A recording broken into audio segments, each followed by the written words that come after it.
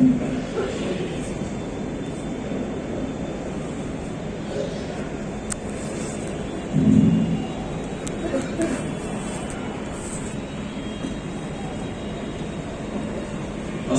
علیکم ورحمۃ اللہ وبرکاتہ۔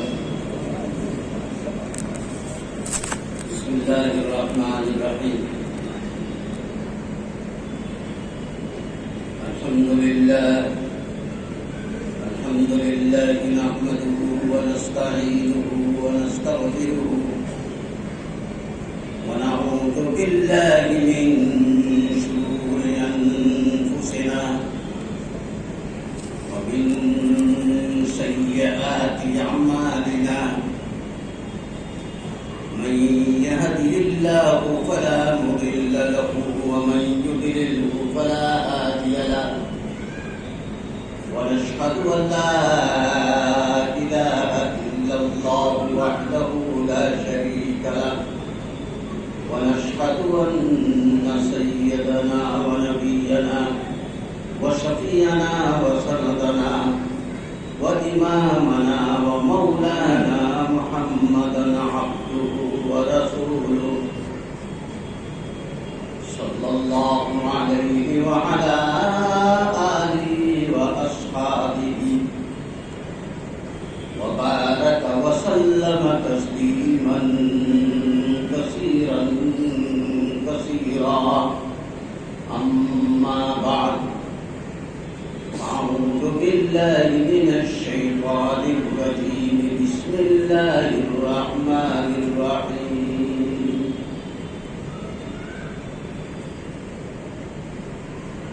يا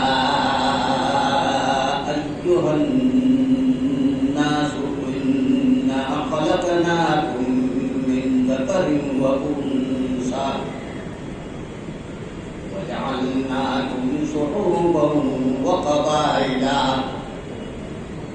لتعارفوا، إن أكرمكم عند الله أتقاكم، إن الله عليم خبير۔ صدق الله مولانا العظيم۔ درود پاک کا نذرانہ پیش کریں۔ اللهم صل على سيدنا ونبينا ومولانا محمد وآله وأصحابه وبارك وسلم، يا رب صل وسلم دائما أبدا على حبيبك خير الخلق كلهم،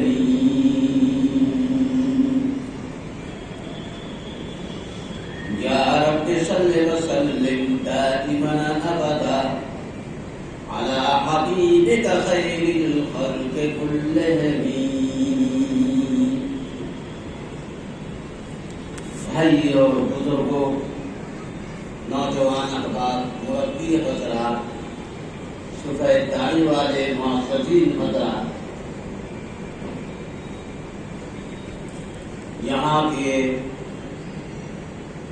آس پاس کے باشندے حضرات، اللہ تعالیٰ کا لاکھ لاکھ شکر ہے کہ جامع مسجد میں ہر جمعہ کو مغرب کے بعد کسی نہ کسی عالم دین کا اصلاحی بیان ہوتا ہے، اور اس سے لازمی طور پر آپ کو ہم کو فائدہ پہنچتا ہوگا، ضرور دینی فائدہ پہنچتا ہوگا۔ آج بھی الحمدللہ اللہ کے فضل سے ہم سب کو اصلاحی گفتگو کرنے اور سننے کے لیے یہاں بیٹھنے کا موقع فراہم فرمایا ہے۔ اللہ تعالیٰ میری زبان سے ایسی باتیں کہلوا دیں جو میرے لیے، آپ کے لیے، ہمارے متعلقین کے لیے دینی فائدہ کا ذریعہ بنے۔ میں نے سورہ حجرات کی آیت نمبر 13 کی تلاوت کی ہے۔ اللہ تبارک و تعالیٰ نے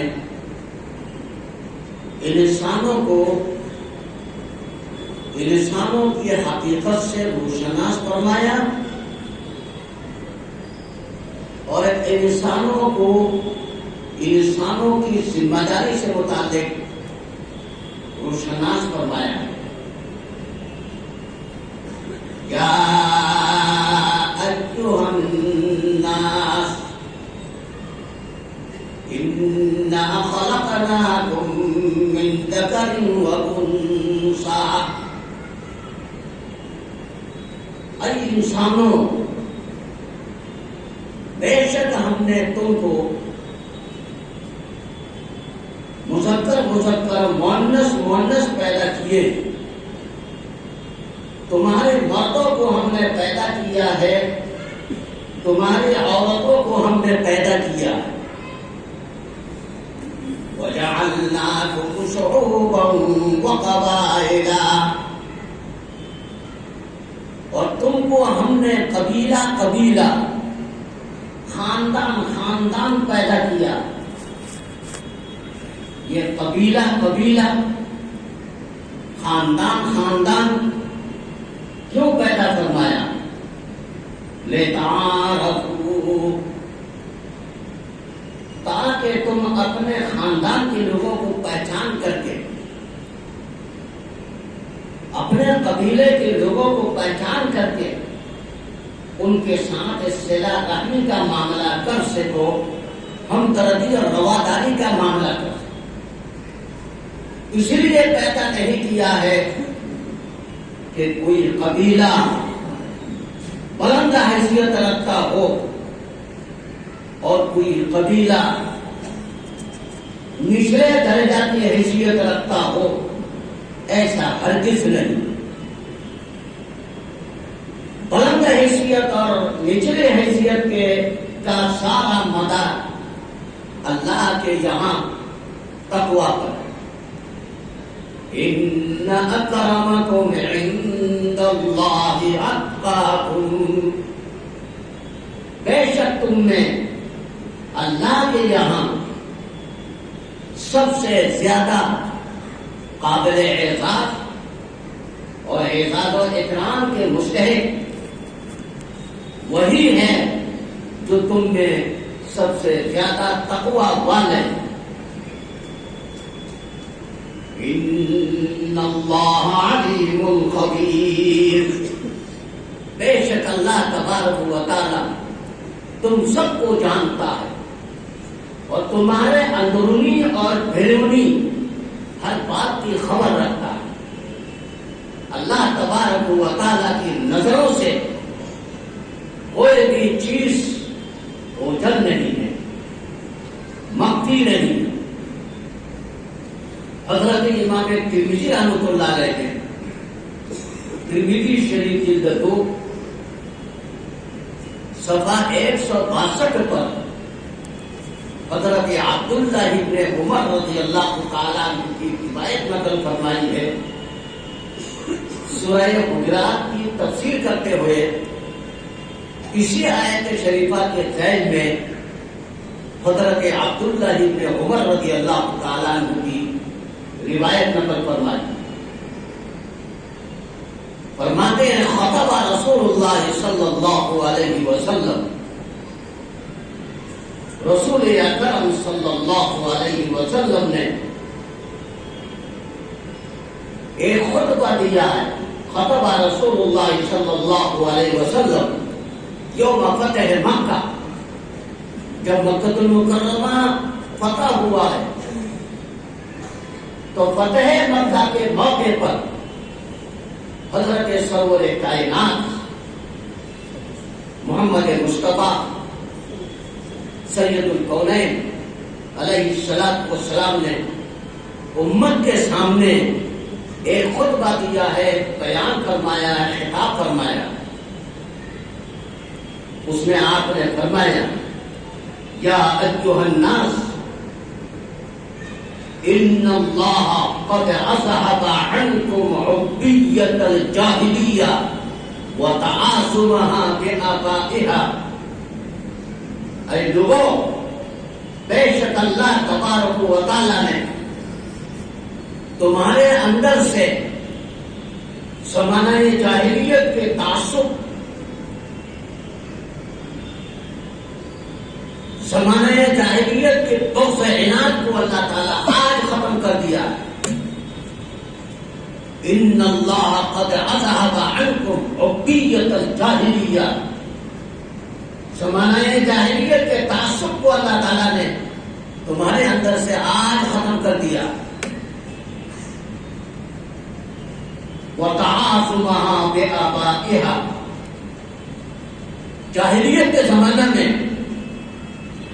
اپنے باپ دادا کے نام و نسب کو لے کر کے فخر و مباحت کیا کرتے تھے، دوسروں کے سامنے فخریاں بیانات کرتے تھے، باپ دادا کی بلندی بیان کرتے تھے۔ ہم فلاں خاندان کے ہیں، ہمارے باپ دادا ایسے تھے ویسے تھے۔ پیغمبر علیہ السلام نے ارشاد فرمایا جن باپ دادا کے ذریعے سے تم فخر کرتے ہو، تمہارے ان باپ دادا کی حیثیت اللہ کے نزدیک ترمذی شریف کے آخری صفحہ میں اس حدیث شریف کو پھر نقل کیا گیا، اس میں جن باپ دادا کی بلندی بیان کرتے ہو، جن باپ دادا کے نام و نسب کو لے کر کے تم فخر کرتے ہو، اللہ کے یہاں تمہارے ان باپ دادا کی حیثیت گوبر میں جو کیڑے ہوتے ہیں، گوبر میں جو کیڑے ہوتے ہیں، وہ کیڑے اپنے ٹانگوں کے ذریعے سے گوبر کے ذرات کو اپنے ناک سے جھاڑتے ہیں، تو گوبر کے ان ذرات کے برابر ہی تمہارے باپ دادا کی حیثیت میں، جن باپ دادا کے ذریعے سے تم فخر کرتے ہو، بلندی بیان کرتے ہو، اپنے اونچائی بیان کرنے کی کوشش کرتے ہو، ان کی حیثیت اتنی بھی نہیں۔ حضرت بلال حبشی رضی اللہ تعالیٰ عنہ، حضرت صہیب رومی رضی اللہ تعالیٰ عنہ، جن کو تمہارے باپ دادا نے ستایا تھا، ان کے ہزارواں حصہ بھی تمہارے باپ دادا کو کی حیثیت نہیں ہے۔ والناس رجلان، اور روئے زمین میں دو قسم کے انسان ہیں، رجل بر تقی کریم علی اللہ۔ نمبر ایک وہ انسان ہے جو نیکوکار ہے، نیک صالح ہے، تقی تقوی والے ہیں، متقی پرہیزگار ہے، کریم علی اللہ، وہ اللہ کے یہاں قابل اعزاز ہے، اللہ کے یہاں ان کو اعزاز و اکرام کا بلند مقام حاصل ہے۔ دوسرے قسم کے انسان ورجل فاجر شقی حین علی اللہ۔ نمبر دو وہ انسان ہے جو فاجر ہے، فاسق ہے، شقی بدبخت ہے، حین علی اللہ، اللہ کی جہاں ان کی کوئی حیثیت نہیں، مچھر کے پر کے برابر کی حیثیت ان کو حاصل نہیں ہے۔ دو قسم کے انسان، والناس بنو آدم، اور سارے کے سارے انسان حضرت آدم علیہ السلام کی اولادیں، اور ایک باپ کی اولادیں سب کے سب ایک ہی درجے کے ہوتی ہیں. ایک باپ کی اولادیں تم سب ایک ہی درجے کے ہو. والناس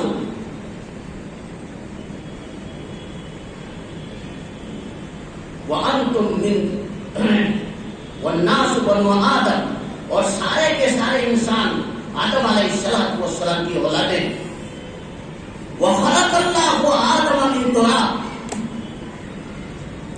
اور اللہ تبارک و تعالیٰ نے حضرت آدم علیہ السلام کو مٹی سے پیدا فرمایا. اور جہاں کی چیزیں آخرکار ان چیزوں کو وہی پہنچنا ہے. ہم سب کے سب مٹی سے پیدا ہوئے ہیں اور ہمیں مٹی میں جانا ہے، دوبارہ لوٹ کر مٹی میں جانا ہے.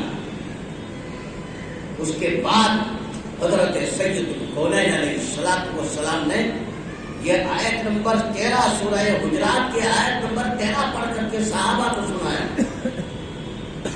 قال اللہ تعالی یا ایھا الناس انا خلقناکم من ذکر و انثی وجعلناکم شعوبا وقبائل لتعارفوا ان اکرمکم عند اللہ اتقاکم. انسانوں، تم سب کو اللہ تبارک و تعالیٰ نے، تمہارے مردوں کو اللہ نے پیدا فرمایا، تمہارے عورتوں کو اللہ نے پیدا فرمایا، تمہیں قبیلہ قبیلہ پیدا فرمایا ہے، تمہیں خاندان خاندان پیدا فرمایا ہے، تاکہ تم اپنے خاندان کے لوگوں کو پہچان کر کے ان کے ساتھ ہمدردی اور رواداری کا معاملہ کرو. اسی لیے نہیں ہے کہ تم میں سے کوئی خاندان اونچا ہے کوئی نیچا ہے،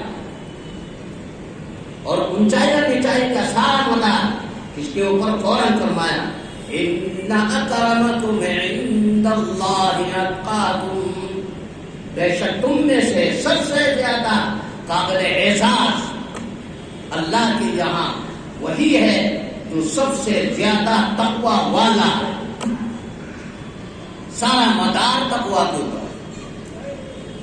میں واضح و تقریر کرنے والا آدمی نہیں ہوں. جب مجھے بیٹھا دیا جاتا ہے تو میں حضرت سید الکونین علیہ السلام کی حدیث اور آپ کے ارشادات پیش کرتا ہوں. اس سے آگے میں نہیں جانتا، بس حدیث شریف کا ترجمہ پیش کر دیتا ہوں. حضرت امام بیہقی رحمۃ اللہ علیہ نے شعب الایمان میں 11,769 حدیثیں نقل فرمائی ہے. ان میں سے 5,137 نمبر حدیث شریف ہے. حضرت جابر بن عبداللہ رضی اللہ تعالیٰ عنہ سے یہ حدیث شریف مروی ہے. اس حدیث شریف میں بھی حضور اکرم صلی اللہ علیہ وسلم کا خطبہ ہے. وہ جو حدیث شریف میں نے سنائی ہے وہ فتح مکہ کے موقع پر حضور نے خطبہ دیا تھا. اور اب جو میں حدیث شریف آپ کو سنانے جا رہا ہوں حجۃ الوداع کے موقع پر آپ صلی اللہ علیہ وسلم نے آخری خطبہ دیا ہے. وہ خطبہ میں آپ کو سنا دیتا ہوں. حضرت جابر بن عبداللہ رضی اللہ تعالیٰ عنہ سے یہ خطبہ مروی ہے. فرماتے ہیں خطب رسول اللہ صلی اللہ علیہ وسلم فی اوسط ایام التشریق ایام المنا. حضرت سید الکونین علیہ السلام نے حجۃ الوداع کے موقع پر مینا میں ایام تشریق میں خطبۃ الوداع آخری خطبہ دیا. اس آخری خطبہ میں حضرت سید الکونین علیہ السلام نے کیا فرمایا ہے؟ فرمایا یا ایھا الناس، اے انسانوں، ان ربکم واحد وان اباکم واحد وان دینکم واحد وان نبیکم واحد.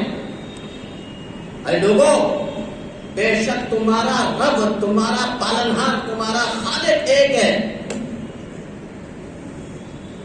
وَإِنَّ أَبَاكُمْ وَاحِدٌ، تمہارے باپ بھی ایک ہے، حضرت آدم علیہ السلام. وَإِنَّ نَبِيَّكُمْ وَاحِدٌ، بے شک تمہارے نبی بھی ایک ہی ہے. اس نبی کے بعد دنیا میں کوئی دوسرا نبی آنے والا نہیں. وَإِنَّ دِينَكُمْ وَاحِدٌ، اور بے شک تمہارا دین بھی ایک ہی ہے. اس دین کے بعد کوئی دوسرا دین دنیا میں آنے والا نہیں. الا لا فضل لعربی علی عجمی، آگاہ ہو جاؤ، خبردار ہو جاؤ کسی عربی کو عجمی پر فوقیت حاصل نہیں ہے. عرب کے علاوہ لوگوں کو عجمی کہا جاتا ہے. الا لا فضل لعربی علی عجمی، کسی عربی کو کسی عجمی پر فضیلت حاصل نہیں. ولا لعجمی علی عربی، کسی عجمی کو کسی عربی پر فضیلت حاصل نہیں. ولا لأحمر علی اسود، گورے کو کالے پر فضیلت حاصل نہیں ہے. کسی گورے کو گورے ہونے کی وجہ سے کالے پر فضیلت حاصل نہیں ہے. حضرت بلال حبشی رضی اللہ تعالیٰ عنہ کالے تھے، تم بلال کے پیروں تلے گرد غبار کے تک بھی نہیں پہنچ سکتے. ولا لأحمر علی اسود، کسی گورے کو کسی کالے پر فضیلت حاصل نہیں ہے. ولا لأسود علی احمر، کسی کالے کو کسی گورے پر فضیلت حاصل نہیں ہے. الا بالتقوی، اگر فضیلت حاصل ہے تو سارا کا سارا فضیلت کا مدار تقوی پر ہے. الا بالتقوی، مگر تقوی کے ذریعے سے فضیلت حاصل ہے. اگر کسی کو فضیلت حاصل ہے تو تقوی ہی کے ذریعے سے حاصل ہے اور کسی چیز کے ذریعے سے حاصل نہیں ہے. اگر حاصل ہے تو تقوی کے ذریعے سے حاصل ہے. اس کے بعد آقا نامدار علیہ الصلوۃ والسلام نے صحابہ کو امت کو مخاطب کر کے فرمایا الا هل بلغت، کیا میں نے اپنی ذمہ داری تم تک پہنچا دی ہے؟ میں نے اپنی ذمہ داری پوری کر دی؟ پیغمبر علیہ الصلوۃ والسلام نے امت کو مخاطب کر کے فرمایا کیا میں نے اپنی ذمہ داری پوری کر دی؟ تم تک اپنی ذمہ داری پہنچا دی؟ تو صحابہ نے فرمایا کہ بلا یا رسول اللہ، کیوں نہیں اے اللہ کے رسول صلی اللہ علیہ وسلم، بے شک آپ نے اپنی ذمہ داری پوری کر دی. اس کے بعد حضور نے فرمایا وَلْيُبَلِّغِ الشَّاهِدُ الْغَائِبَ، جو باتیں میں نے تمہارے سامنے پیش کی ہیں، جو لوگ یہاں موجود ہیں میرے سامنے میرے باتوں کو سنی ہیں، ان کی ذمہ داری ہے کہ وہ میرے باتیں ان لوگوں تک پہنچا دے جو لوگ یہاں موجود نہیں ہیں، جو غائب ہیں ان تک میرے باتوں کو پہنچا دے. سارے امت کو میرے باتیں معلوم ہو جانی چاہیے. حضرت سید الکونین علیہ الصلوۃ والسلام کا ارشاد ہے. ایک حدیث شریف اور سنا دیتا ہوں. حضرت امام بیہقی رحمۃ اللہ علیہ نے شعب الایمان میں 1330 نمبر حدیث شریف حضرت ابو ذر غفاری رضی اللہ تعالیٰ عنہ سے بیان فرمایا ہے. حضرت ابو ذر غفاری رضی اللہ تعالیٰ عنہ کی روایت ہے. آقا نامدار علیہ الصلوۃ والسلام کا ارشاد ہے. آقا نے فرمایا انی لأعلم آیۃ فی کتاب اللہ، قرآن مقدس کی ایک آیت شریفہ کو میں جانتا ہوں. آپ صلی اللہ علیہ وسلم تو ساری ہی آیتوں کو جانتے ہیں. اس آیت شریفہ کو خاص طور پر کیوں فرمایا؟ اس کی خصوصیت کی وجہ سے فرمایا انی لأعلم آیۃ، بے شک میں قرآن مقدس کی ایک آیت شریفہ کو جانتا ہوں.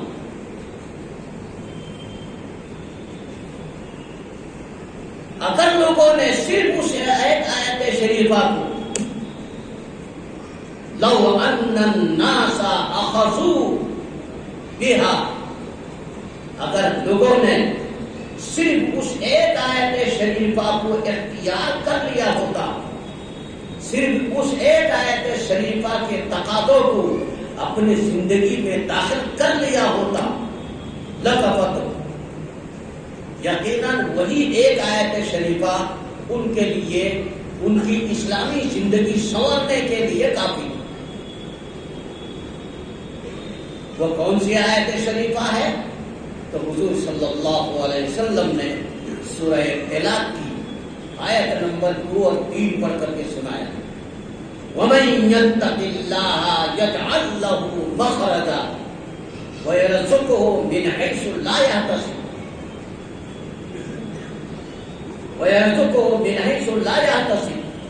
وَمَن يَتَوَكَّلْ عَلَى اللَّهِ فَهُوَ حَسْبُهُ. فرمایا حضرت سید الکونین علیہ السلام نے کہ اللہ تبارک و تعالی نے ارشاد فرمایا ہے اس آیت شریفہ کے اندر وَمَن يَتَّقِ اللَّهَ يَجْعَل لَّهُ مَخْرَجًا. جو شخص متقی پرہیزگار بن جاتا ہے، جو شخص تقوی والا بن جاتا ہے، متقی پرہیزگار بن جاتا ہے، اس کے لیے اس دنیا کے اندر 3 بشارتوں کا اعلان. کیا ہے 3 بشارتیں؟ نمبر 1 وَمَن يَتَّقِ اللَّهَ يَجْعَل لَّهُ مَخْرَجًا. پہلی بشارت، اللہ تبارک و تعالی اس متقی آدمی کے لیے اس کی مشکلات کے حل کرنے کے لیے راہیں آسان فرما دیتے ہیں. یجعل لہ مخرجا. تجارت،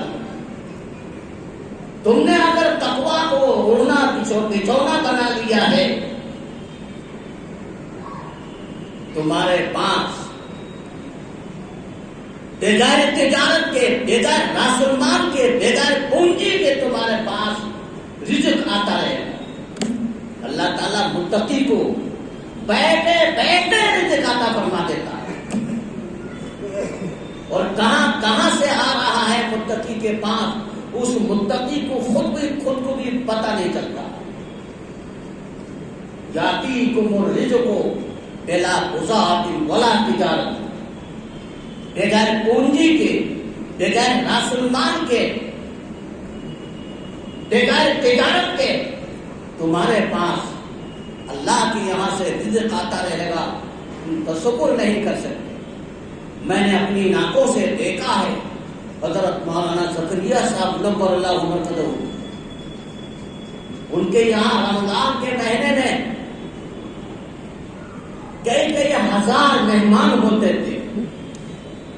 3 وقت کا کھانا حضرت کے یہاں سے ہوتا تھا. اور کہاں سے آ رہا ہے، کہاں سے جا رہا ہے، حضرت کو بھی معلوم نہیں. کس قدر آ رہا ہے، کس قدر جا رہا ہے. تبلیغ جماعت والے آتے تھے، ان کے بارے میں بھی اعلان کرتے تھے جو جماعت والے آئے ہیں وہ ہمارے مہمان ہیں، کھانا ہمارے ہاتھ کھائیں گے. یہاں مراد آباد سے لوگ تجارت کرنے کے لیے سہارنپور جاتے تھے، تجارتی لوگ کھانا کھاتے تھے حضرت شیخ کے یہاں. یہ ہم نے اپنی آنکھوں سے دیکھا ہے. تو تک متقی کے پاس کہاں سے آ رہا ہے، کہاں سے جا رہا ہے، کچھ پتہ نہیں ہے. ان کے پاس کوئی خاص تجارت نہیں، ان کے پاس جائیداد نہیں، ان کے پاس زمینیں نہیں ہیں، ان کے پاس کاروبار نہیں ہے. کہاں سے آ رہا ہے اس قدر؟ بڑے سے بڑے ارب پتی کرب پتی بھی اس قدر مہمانداری نہیں کر سکتا. تو مہمانداری ایک متقی کے یہاں ہو رہی، اس لیے کہ تقویٰ اختیار کر لیا ہے، اس لیے ان کے پاس تقویٰ کے ذریعے سے ایسی جگہوں سے رزق آ رہا ہے جن جگہوں کے بارے میں خود ان کو بھی پتہ نہیں. ہم طالب علمی کمانڈم میں حضرت مولانا عبدالرشید محمود حکیم نندو میاں صاحب، حضرت مولانا رشید احمد صاحب کنگئی رحمۃ اللہ علیہ کے پوتے، ان کی یہاں جایا ہے. میرے عادت واقعہ بیان کرنے کے کی نہیں ہے، لیکن ہو سکتا ہے اسی جو واقعہ کے بیان کرنے سے کسی کو فائدہ ہو جائے.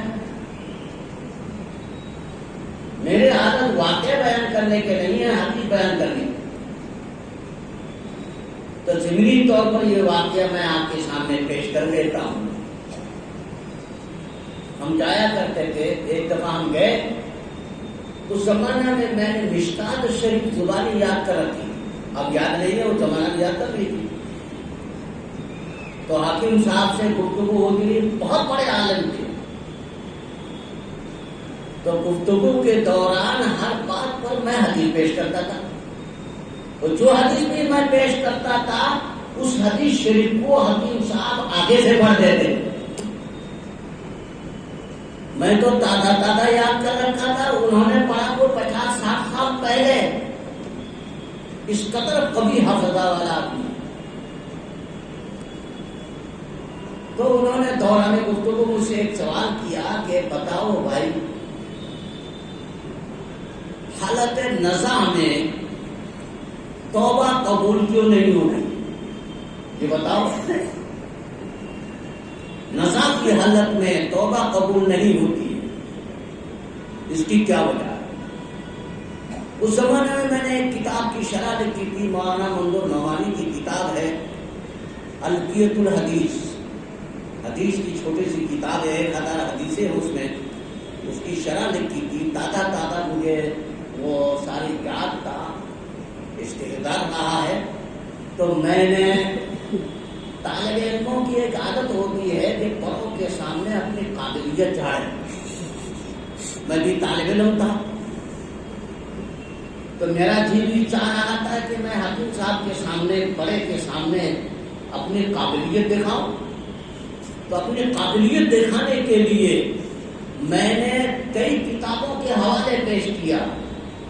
علامہ بدر الدین عینی نے عمدۃ القاری کے فلاں صفحہ پر یہ حدیث یہ لکھا ہے، مولانا حافظ ابن حجر عسقلانی نے یہ لکھا ہے، فلاں نے یہ لکھا ہے، فلاں نے یہ لکھا ہے. حضرت جی مولانا یوسف صاحب امیر تبلیغ، حضرت مولانا الیاس رحمۃ اللہ علیہ کے صاحبزادہ مولانا یوسف صاحب رحمۃ اللہ علیہ، حضرت جی مولانا یوسف صاحب نے امانی الاحبار میں یہ لکھا ہے. بہت بڑی کتاب ہے امانی الاحبار، تحاوی کی شرح ہے، تحاوی شریف کی شرح ہے، بہت بڑی کتاب ہے. اس کا بھی حوالہ میں نے پیش کیا.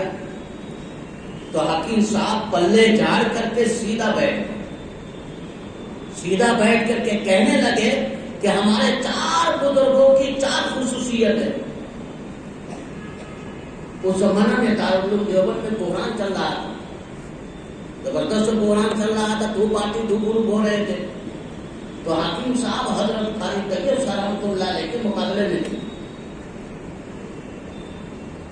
لیکن دیکھیے کمال کی بات، مقابلہ میں ہونے کے باوجود ہم بات کو کس طریقے سے کہہ رہے ہیں کہ ہمارے 4 بزرگ ہیں جن کو اللہ نے 4 خصوصیت عطا فرمائی. نمبر 1، قاری طیب کو اللہ نے علم کا غلبہ عطا فرمایا. جب وہ اللہ کا بندہ کسی موضوع سے متعلق گفتگو شروع کر دیتے ہیں، دریا کی طرح بہتا ہے اور گھنٹوں کے گھنٹوں بیان کرتے جاتے ہیں، تھکتے نہیں. حضرت قاری طیب صاحب رحمۃ اللہ علیہ کے بیان کا علم جن لوگوں نے دیکھا ہے، اللہ نے ان کے علم کا غلبہ عطا فرمایا. زندہ تھے اس وقت یہ سب. اور مولوی زکریا کو یہ جملہ ہے، حضرت مولانا زکریا صاحب رحمۃ اللہ علیہ کے بارے میں، زندہ تھے. مولوی زکریا کو اللہ نے تقویٰ کا غلبہ عطا فرمایا. ان کے یہاں جاؤ تو تقویٰ ہی تقویٰ نظر آتا ہے. اور حضرت شاہ عبد القادر صاحب رائے پوری علیہ رحمہ کا نام لیا، بڑے ادب کے ساتھ ان کا نام لیا کہ حضرت رائے پوری کی یہاں جاؤ، اللہ نے ان کو نور کا غلبہ عطا فرمایا ہے. ان کے یہاں جاؤ تو نوری نور نظر آتا ہے.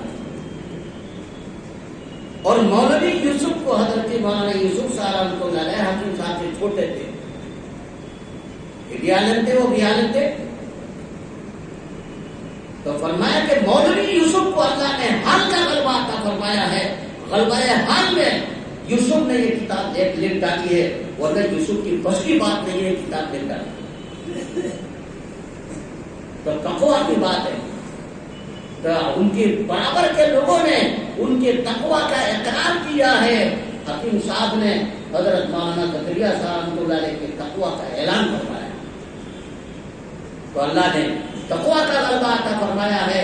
اور متقی کو اللہ تعالیٰ ایسی ایسی جگہوں سے رزق عطا فرما رہا ہے کہ اس متقی کو خود کو معلوم نہیں ہے کہ کہاں سے کیا آ رہا ہے.